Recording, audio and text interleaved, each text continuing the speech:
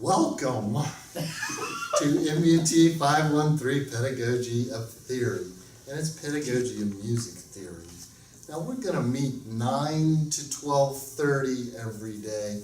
How many of you are taking the next course? What time does it begin? 1:30. 1:30. There might be occasion where we might break a little earlier than 12:30, but I don't want to say that for sure. Have a little extra time there. We may do some other things like meet for an hour, research for an hour, and meet for an hour. But in most cases, it's either me or you teaching us. Okay? I'm David Durant. I was born in 1957 in Birmingham, Alabama. I always played music, was a drummer and a guitarist, and then a trumpet player, and then a tuba player, and then about 15 other instruments that I can play mediocrely. I took up the piano later in life. I was probably 17 or so. I mainly play the piano now. I am the Director of Music Theory, Technology, and Composition here at this university. I may be one of the few people in the country who is a Director of Music Theory program who doesn't have a doctorate or a PhD in music theory. I have a doctorate in composition, and there are a lot of composers in the United States teaching theory and technology and a lot of things that I do like that. I got my bachelor's at the University of Florida in composition in 1979. I finished that, and then I established a piano studio in Gainesville, Florida, and believe I got married, I had a son. I had about 60 piano students that I drove to their home and taught. That's the only way a 21-year-old man could sort of get piano students at the time. And honestly, I wasn't a very good piano teacher. I didn't have very good piano skills, and I just wasn't a very good piano teacher. But I did have a lot of students. And after a while, after maybe my son was about 1, I thought I'd go back to school as post-bachelor's and take one electronic music course, and I got to study an ancient Moog synthesizer with 2-track recorders. And I really learned quite a lot, but while I was there, I realized, I am as smart, or if you know me, smarter than the rest of the folks in the graduate program, so why don't I do that too? And I got a master's in composition, where I was the piano graduate assistant. It seems odd, but that's the truth. I taught 13 sections of class piano with 8 people in each section. And I still had my 50 piano students. So then my wife and I had another child, another son. Right as I finished my master's, spent another year at Florida in the PhD program, and then transferred to University of Alabama to get my doctorate in composition. And that afforded me some great opportunities in that from day one, they allowed me to teach my own music theory course, and it was appropriately an integrated music theory course. What that means is we had class 5 days a week, and we did all of the skills every single day. And my mentor and boss was great at it. He's kind of would drive a person crazy, but he was really good at what he did, and a great role model to me in certain aspects of teaching. So while I was there, I taught theory. I was the accompanist for the dance program, playing ballet and modern classes. I was the resident composer of the pre-professional dance company called something. I forget what it was called. I wrote a lot of music for them, and I also had piano students of my own at the time, which was a beautiful thing. I walked into the University of Alabama. They gave me 20 piano students through their community education program, their community music program, and they collected the money, paid the taxes, and all those things that we do as private studio teachers, where we're deducting or we're depreciating the legs of our chairs and our trombone, and it's a lot of trouble being an independent studio teacher, a lot of tax issues and no money. That's a problem. You don't make very much money. My decision to go back to graduate school, and since y'all are in graduate school, was I didn't believe I could teach 50 children a week for the rest of my life to break even. And that was the state of the situation there. When I ultimately did finish at Alabama with my doctorate, continued to teach theory there, but I became an administrator there for 7 years, and I learned a whole lot about, it was like having a postdoctorate in administration. I was called the coordinator of music services. I took care of all of everything that wasn't academic. That meant 250 concerts a year, 12 conferences, competitions. It was a very difficult job, one I would never do again. Administration is not being a musician. It's being an administrator, a worthy goal and a worthy task. But I did it 7 years, and that was enough. I met a lot of famous people. I could name drop many famous musicians. If only I could remember their names. And then I went to my boss. There was a really brilliant man, still is at Alabama, named Stephen Pellis. This is a doctorate from Yale. Oh gosh, you would hate for me to say that. From Princeton. And he had been the permanent full-time, he was an adjunct, but he was full-time. So he got the tenure track job after like 5 years of being the adjunct. And I came to my boss, Dr. Bruce Murray, who's now the director of the University of Miami School of Music of Ohio. And I said, please let me have the theory job. And even though it wasn't in his best interest, because he needed an administrator, he still let me do it. And that was a really beautiful job in that I lectured. We had changed it from integrated to 3 and 2, which is 3 days of written work, 2 days of oral skills. I did every single theory student 3 days a week. I did the lectures on a stage with 140 students in the audience. And I had a grand piano and a rolling whiteboard, and my graduate assistants did all of the grading, and they taught all of the ear training, which sometimes we call solfege because of solfege. So it was a wonderful job. I love teaching, I really do. I don't necessarily love grading, or I love ear training, but I think it's sometimes better to have someone else do it. The state doesn't need me to teach ear training. They can find someone, like in my instance here is Mr. Kevin Davis, who I think is a great ear training instructor.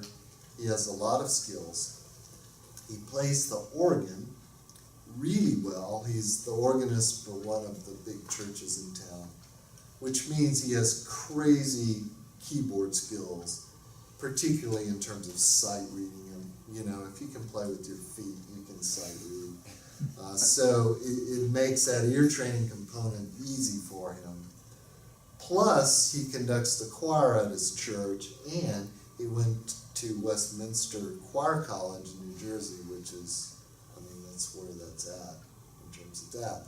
He didn't do solfege there, but over the 2 or 3 years he's worked with me, he's got to be very good at solfege. And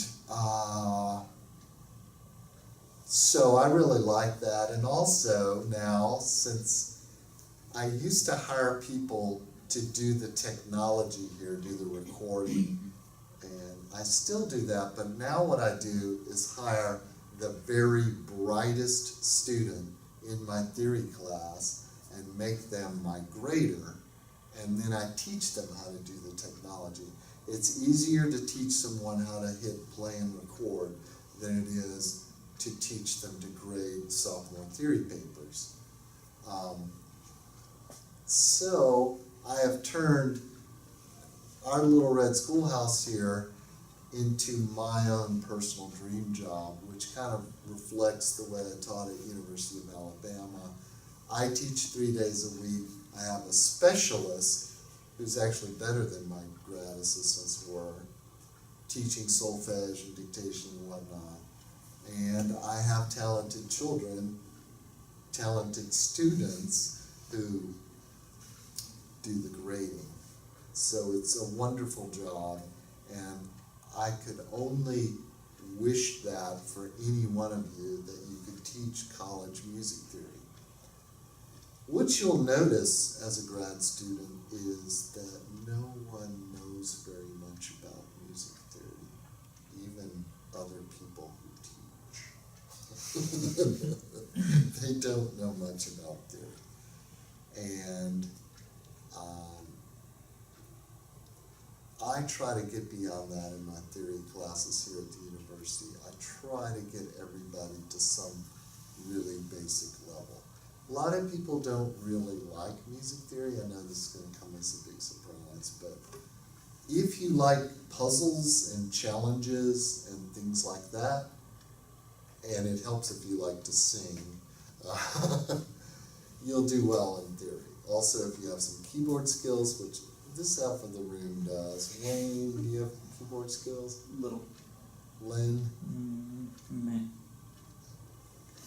That's the number one thing to be able, forget all that. There are no number one thing. Keyboard skills are very, very helpful. And it's not so much that you've got to play beautifully, but you've got to play functionally. And if you do play beautifully, it really surprises the students, and they really like that. I don't. I'm very semi-functional, and I tend to teach the pieces that I can play. Okay, that's me. Now we're going to go over this, and then we're going to talk about you. Okay? So, we just got through instructor information. Full disclosure, I've been married a number of years, over 30. I have 3 children who are, the baby just graduated.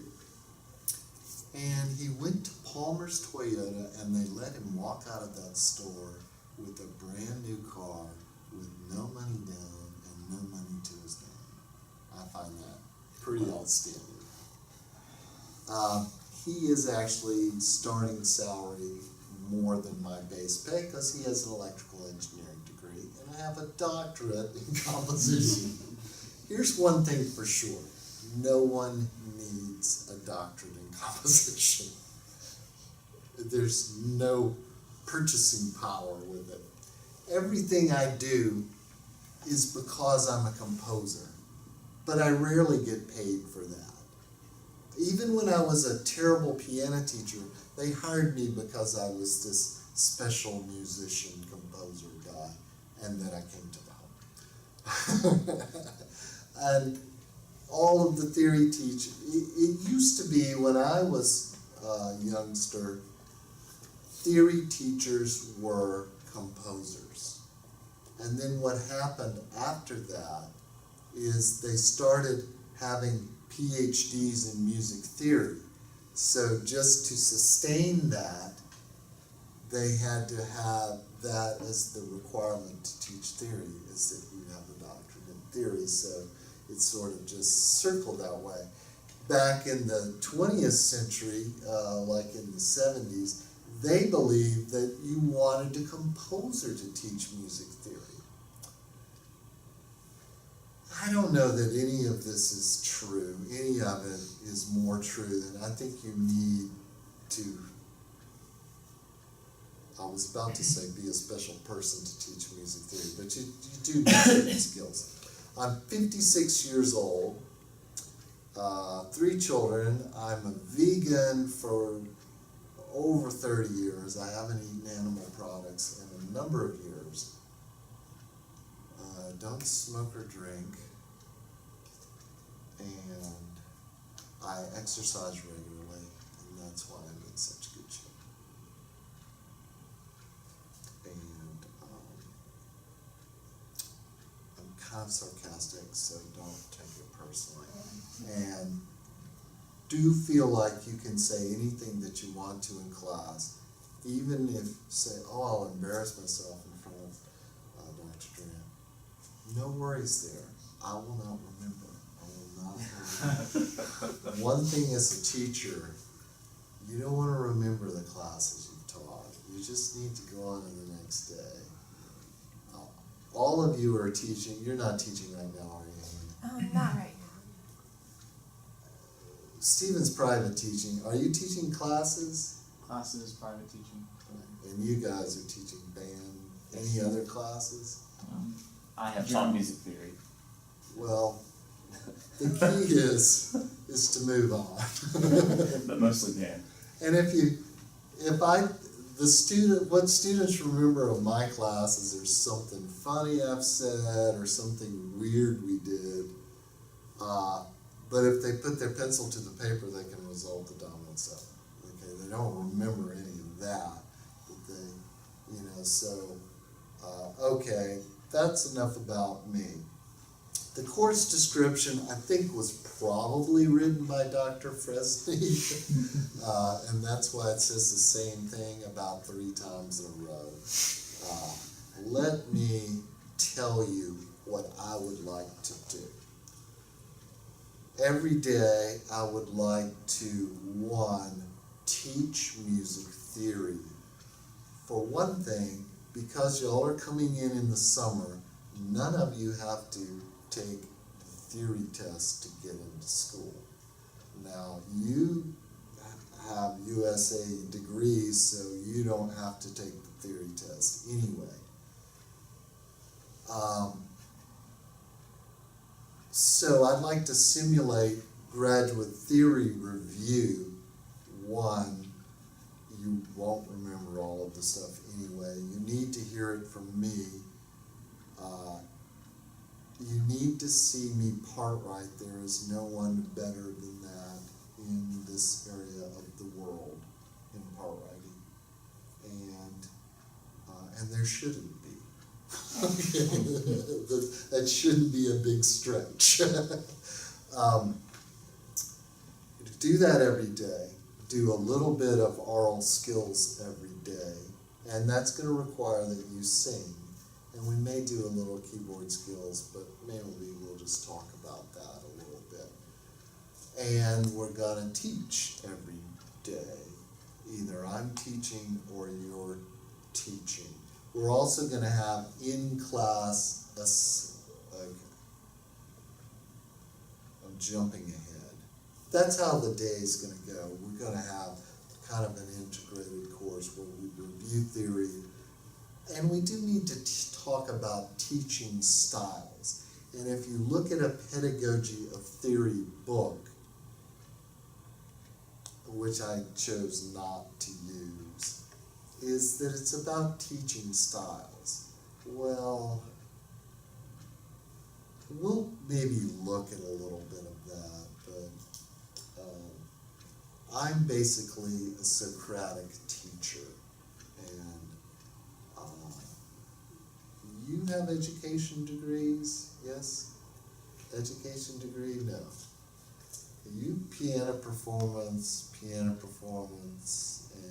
you have a master's in piano performance too.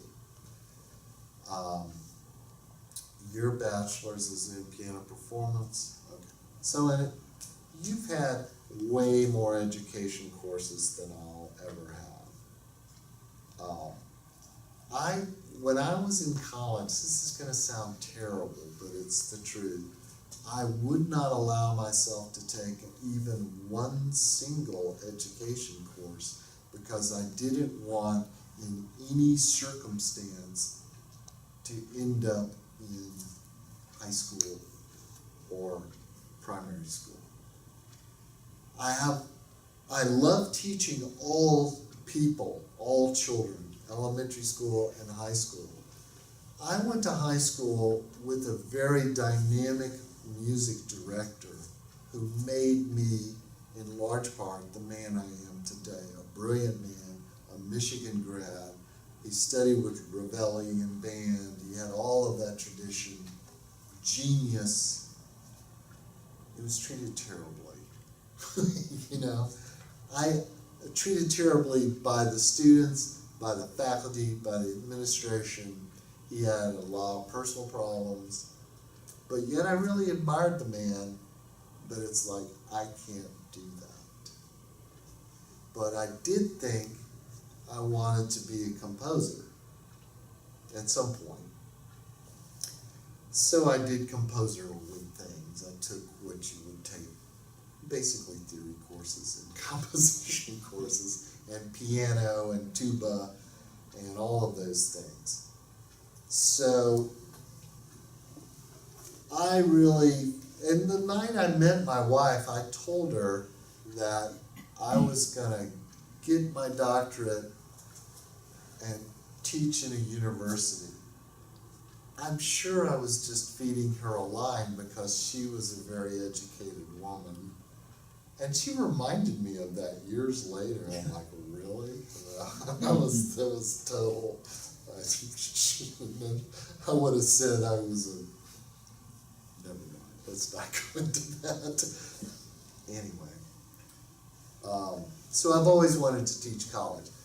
What I do believe, the smartest human beings in the world, discounting 5-year-old girls, 5-year-old girls, the smartest human beings in the world. But other than that, high school kids are the smartest kids. They really are. And the very smartest high school kids, I don't teach as a university professor. They go somewhere else. They go to Harvard, Stanford. I have taught many, many brilliant students at South, at Alabama, at Florida, everywhere I've taught brilliant students. But they were even more brilliant high school students. So I love the idea. But I couldn't be a high school band director. I just couldn't do that. So when I say I'm a Socratic teacher, what I mean is I ask open-ended questions and wait for the students to respond. Now, we are part of a new world, particularly you. Well, Hannah is younger than the rest of us, but she has a little different experience. All of the children who have gone through public school, starting college now, have spent their whole life with no child left behind, meaning their entire life has been standardized tests. And I have noticed it. I started teaching when I was 16 years old, and I'm 56 now, so that's 40 years of teaching. I've taught college for not that long, but a long time, since almost 30 years I've taught in colleges or universities. It's different now. I'm different now. The students are different now. And the difference is the students want to be told what they need to know. They don't want to think Socratically. They don't want to like this to this to this to this to this. and that's what you do. Just this.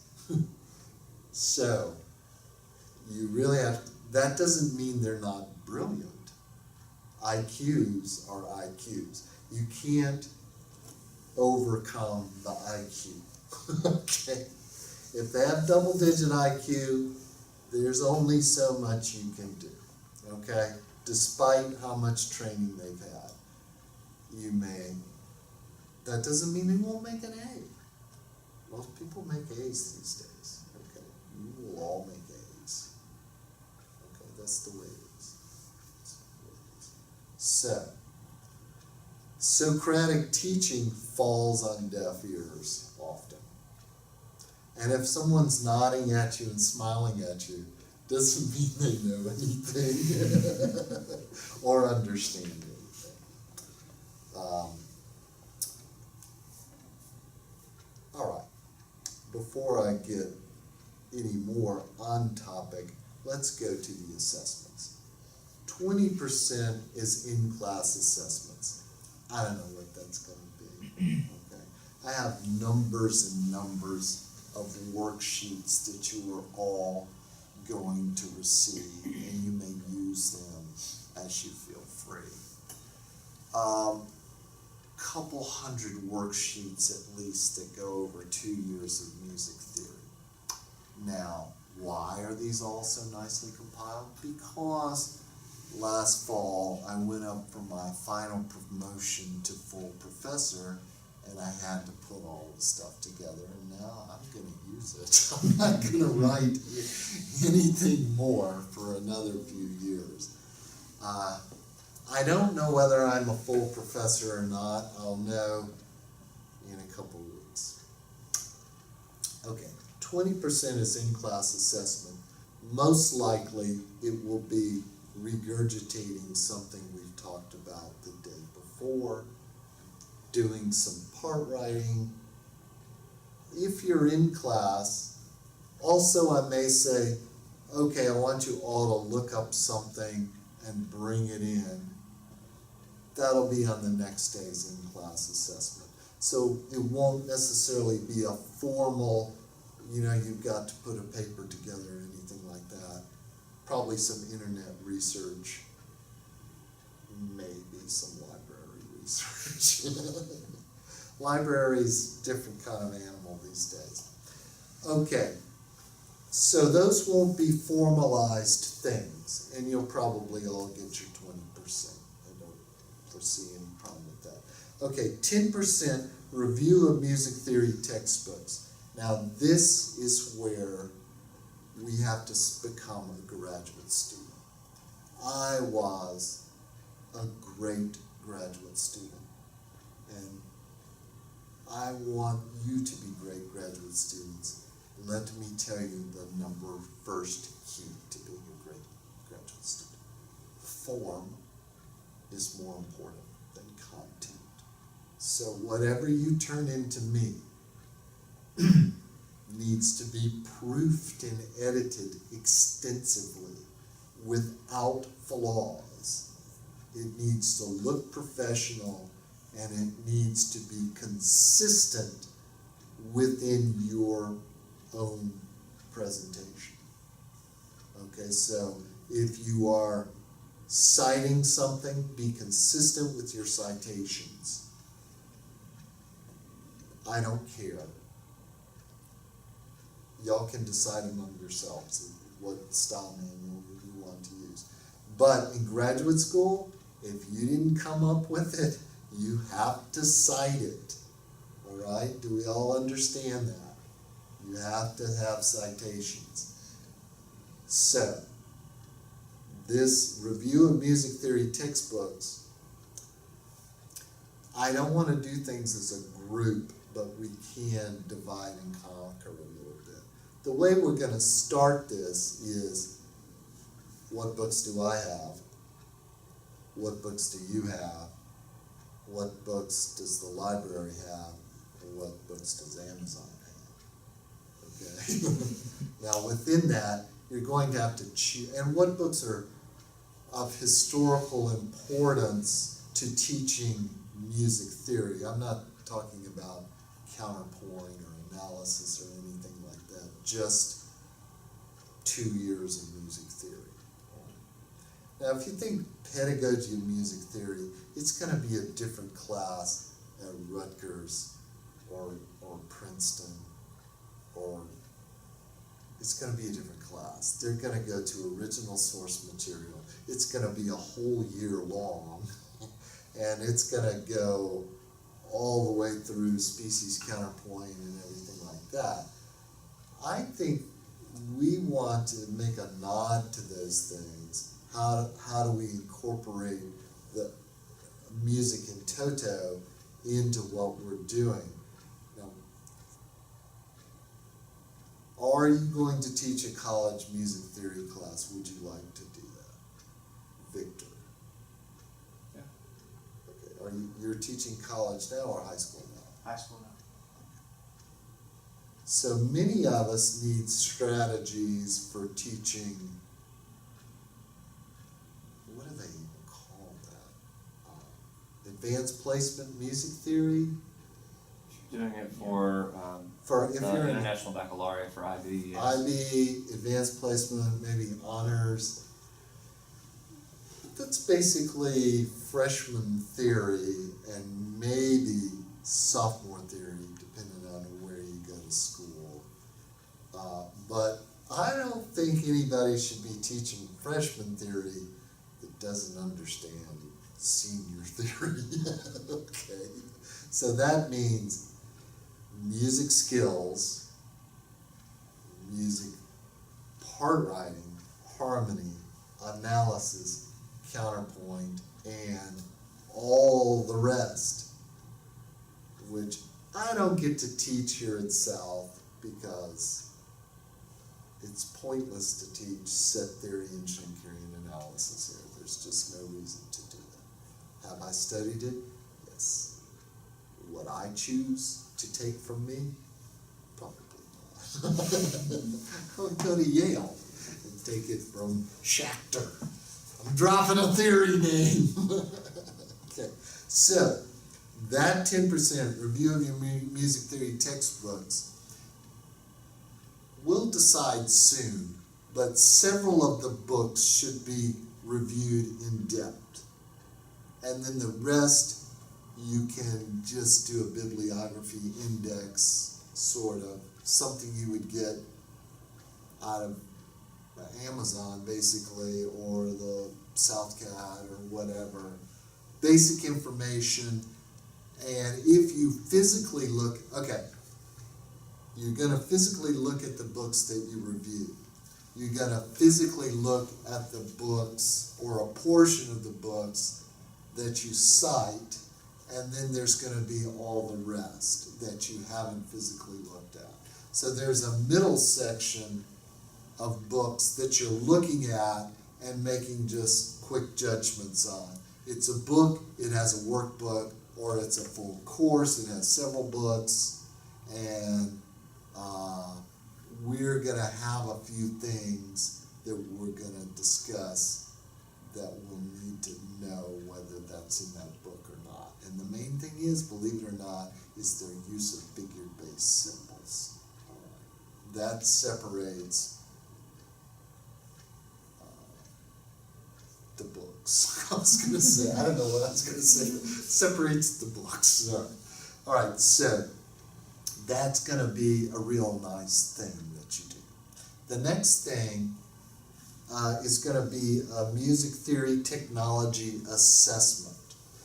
Okay, you're going to need to go on the intranets and see how many of these you can get evaluation copies of, okay?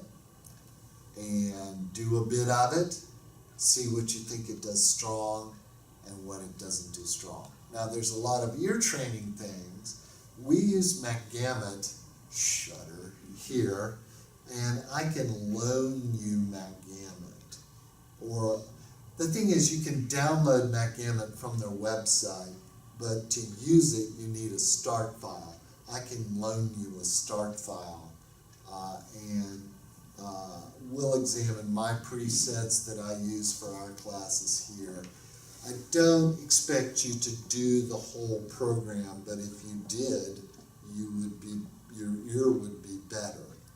Okay, so we'll examine that a little more thoroughly, plus a new thing, a new book they have, a software package by the MacGammon people, which is called MFun.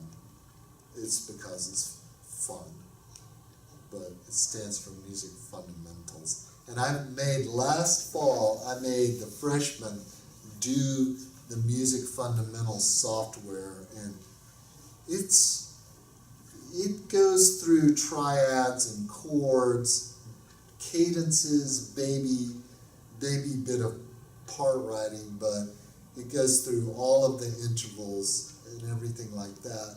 And for me, it's hard to give a diagnostic test to incoming students. But if I give them diagnostic software that takes them 4 weeks to do, the kids that know the stuff get through it in a blink of the eye. The kids that don't struggle with it and takes them a long time, they really need to do it. And it puts everybody, at least everybody has seen exactly the same thing. And I'm teaching simultaneously freshman theory. So when we review our music theory technology, we're gonna do as many as you can, make cites on all of them, make citations on them, and I want you to evaluate them using your own system, 1 to 5, or just commentary like it's good on interval training, or something like that. What's its pros? Let's not even do an assessment, let's do a pro and con for each of them. Now you will find that no matter what you think, let me rephrase that, doesn't matter what I think or what you think, music theory software is here to stay, and people are going to ask you about it, and you don't want them to be ahead of you in what they're doing, and you don't want them doing things that waste their time either. Okay, so that's another 10%. Then, yes? Like apps, like like iPad apps, and that are built in that way. Would you include those type things, or? I think whatever you have access to, and we're going to have a meeting so that everybody covers the big ones, Okay. and then maybe we'll split the apps up according to who's got what technology. Okay. I would be interested in that stuff. I'm not currently using a pad, and actually I don't really do any music theory software, but my students do, so I'm interested in it. So let's start the project and then kind of see where we're at, and then one of our ear training days, we'll discuss it, and then so let's start with the software, and then have not an addendum, but the second section will be apps. And I think actually it's a very important section. So if somebody has more access to that, we'll allow that to be a bigger part of the paper, so it doesn't get unfairly large or anything. And we want everything that you do, you're going to be giving to all of us, okay? So that we're sharing our knowledge, particularly on the looking up stuff, okay? So we want to do a really nice job. Now, I also want you to determine how you can look good making presentations on paper, okay? The technology assessment, do you want to put screenshots in? Do they make any difference? You can pad them with anything that looks nice, all right? Just want it to have a good form and to look nice and to be useful. Can we start with my personal philosophy of teaching before we go any farther? And you'll see this lived out every day that you're with me. I have 3 fundamentals of teaching, and I adhere to them strictly. Number 1, be happy. Number 2, get paid. Number 3, teach the children. And I think they're all very important. Unless you're happy, the other 2 don't matter. And for myself personally, if I'm working a job and I say, I hate this, I will quit. And it has happened to me exactly once in my life. I couldn't take the job anymore and I quit. Because I think I would feel like a liar if I had said to myself, I am very mentally disciplined. I don't say negative things about my loved ones, i.e. the wife, in my head because I don't want to put that out there no matter what I'm feeling. No matter what I'm feeling in the classroom or in my work environment, I'll never say, I don't like this, I hate this, I don't want to do this. I never will say that because I have to get paid. I have to get paid. It's very important. I teach to support my family, and I feel so privileged to be able to do it, to be able to support my family teaching music. It's an amazing thing. And the last thing is to teach the children. You really should teach the children. All of these 3 things are important. And if the teacher's not happy, the classroom's not happy, doesn't matter whether you're getting paid. Okay? You're gonna lose your job. We will get to that section at another time. How not to lose your job. It's important. I am a really out there kind of a person. I say what's on my mind, and I've still managed to keep every job that I've had. Okay, I've never been fired.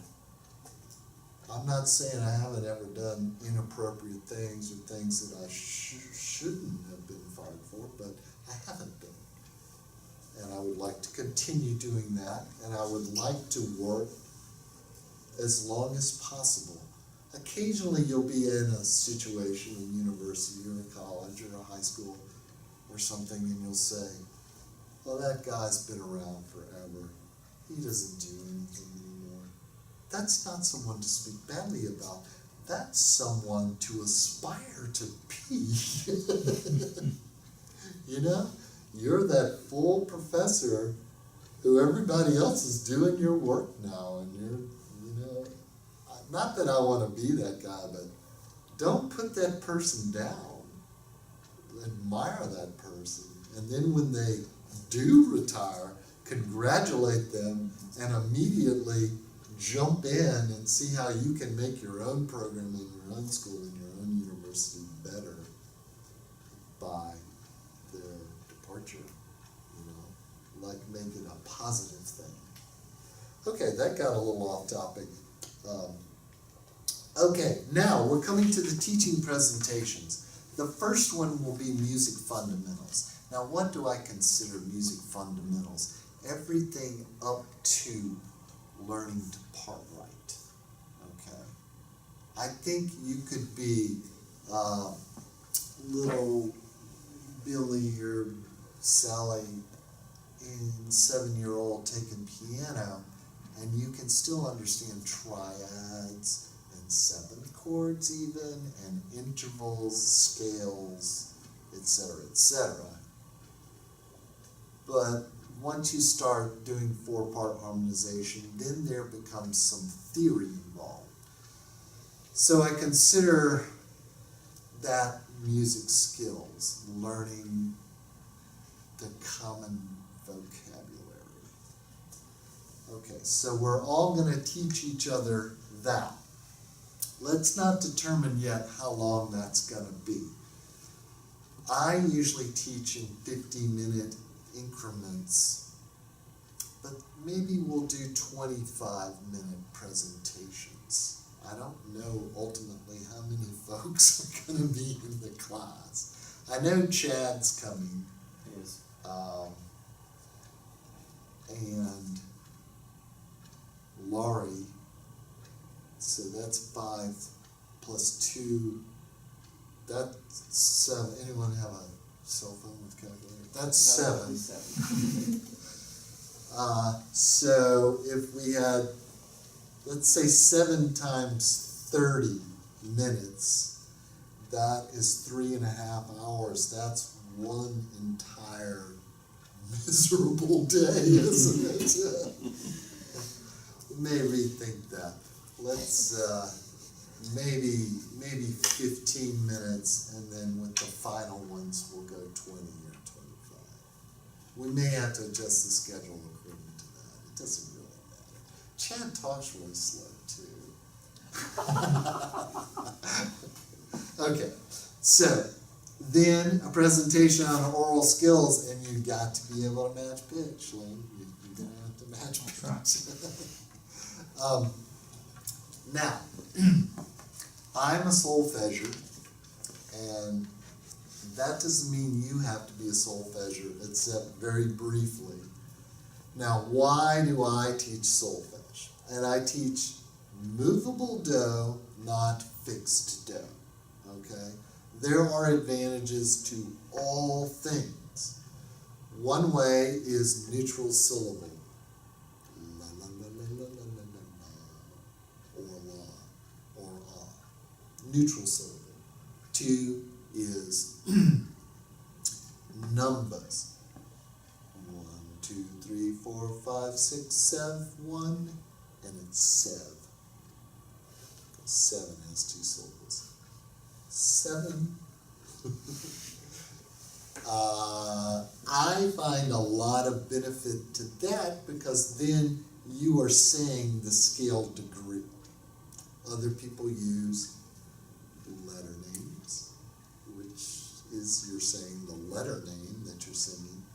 Other people use movable do, which means the tonic is always do.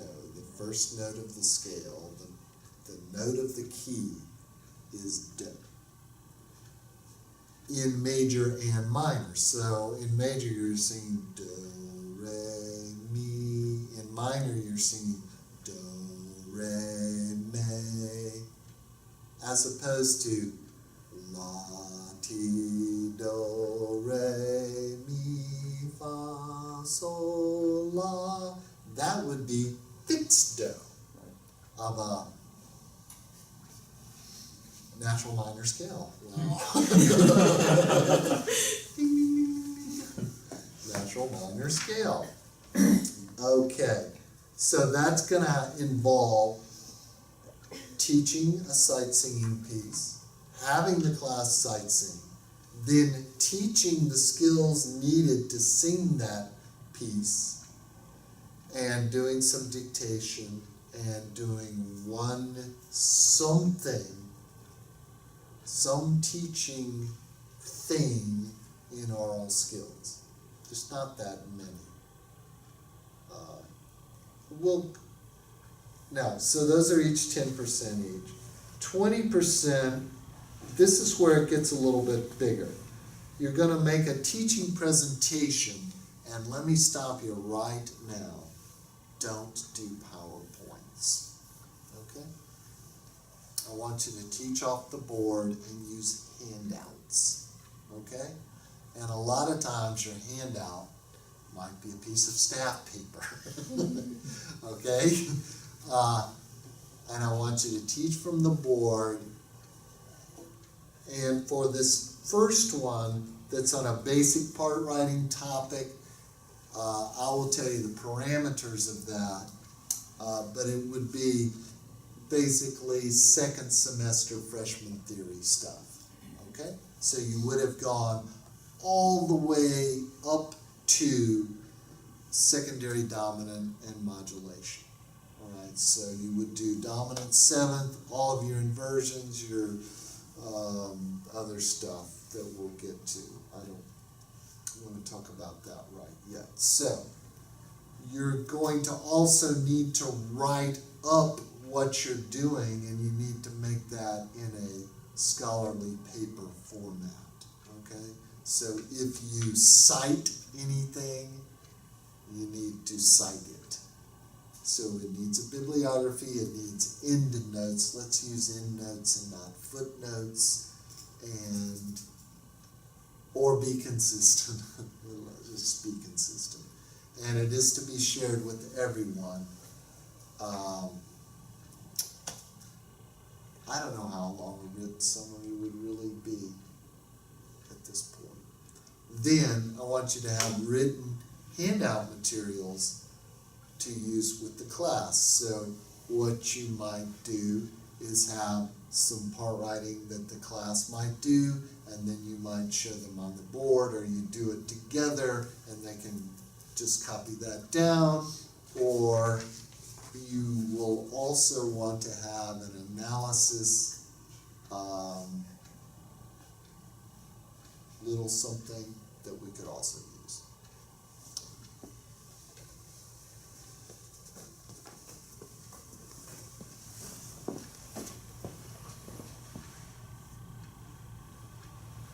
Glad to see that that is actually recording, because that would be a little bit of a letdown. Okay, you've got that, so that's going to be a little bigger, better topic. So music fundamentals, you're going to talk about intervals or scales or something like that, and we'll divide it up. So we'll see how that goes. Oral skills, same thing, easy stuff. Or you can do anything you want in the oral skills, even into sophomore theory. Doesn't matter, all right? Anything in oral skills you want to. Your topic that you teach. Basic part writing topic, write up a summary to give to me and your classmates, and have some handout materials. And be able to work at the whiteboard and discuss what you're doing. If you need to use notes, whatever works for you. And the last is on an intermediate music theory topic, and that's probably going to be first semester sophomore theory stuff, or maybe second semester. The hardest theory course of all is first semester sophomore theory, or the third semester in the sequence, because some people, well, I don't mean it that way. It's actually the best. It's not the hardest, it's the best. All of the people who never get it are gone.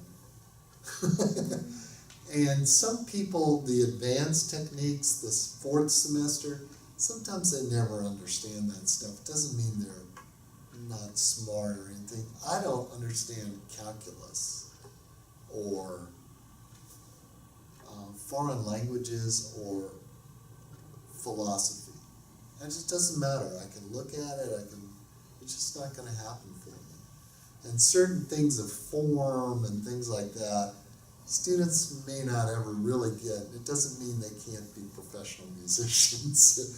But the first semester, everybody can kind of handle those skills, and they're all smart enough to have gotten there.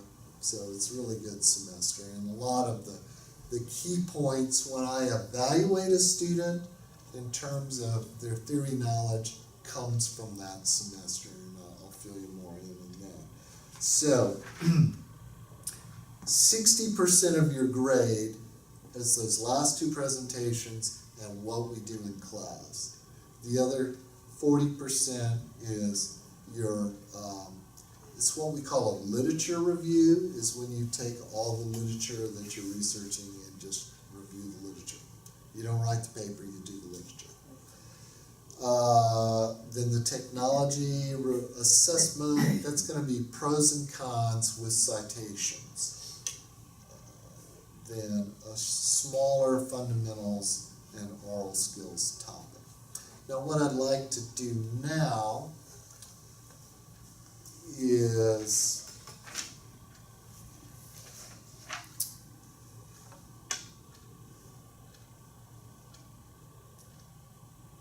all of the course assignments have due dates. We're going to hold to them through today anyway. All right, there's going to have no telling what we're going to end up with. I'd appreciate it if you didn't, there will be some changes in the courses, but the requirements will stay the same. What I really would like for you all to do is to learn something this semester. We are so excited to have you in graduate school. This will be our first class. And I know I spent a couple of years working on the committee that established the graduate program. Dr. Fresney worked tirelessly and did so much work. I just pretty much did whatever she asked me to. And we want you all to do well and for all of you to graduate, and I, for one, will do whatever it takes to make sure that you succeed and do excellent, even if you lose interest and don't want to do it, because it's good for the program. Okay. It's really good for the program. Let's see those numbers. And I think it would be great one day, maybe when y'all have come back and are teaching here or doing workshops here or something, that we have a vibrant graduate program with graduate assistants who do all my stuff, and really. So if you think about pedagogy, anytime the word pedagogy is used, it doesn't scream excitement and fun. It just doesn't. So I'll just regular scream. Now, let's take a bit of a break, and then let's come back and do our personal introductions, and then we'll take another little break, and then once I start teaching, I could teach 3 straight years of music theory without ever referring to a note, okay? It's all in the head.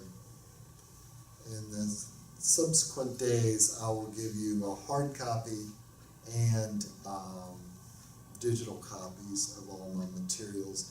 And I expect you to review them too. If you see a mistake, point it out. I'll correct it before I teach the class again.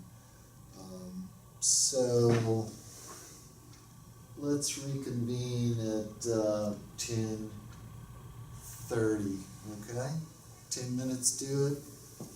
Maybe not quite time to make to the Starbucks. I don't know whether the Starbucks is open in the summer or not. I never go over there.